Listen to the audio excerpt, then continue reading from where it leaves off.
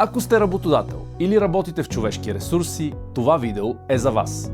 От сега нататък всички промени в трудовия договор ще преминават през електронен трудов запис, или накратко ЕТЗ. Електронният трудов запис е документ, който се подава към НАП. Чрез него се съобщава всичко свързано с трудовия договор – сключване, промени, съкращаване.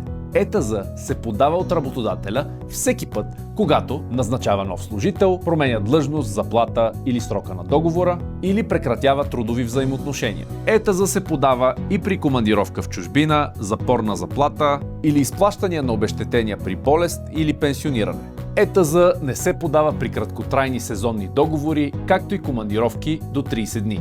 Работодателя може да подаде записа онлайн с електронен подпис през портала на НАП или на електронен носител в офис на НАП с придружително писмо. Ако имате въпроси към електронните трудови записи или нужда от съдействие, Elia Accounting е на среща. Ние ще ви помогнем да подадете всичко правилно и на време.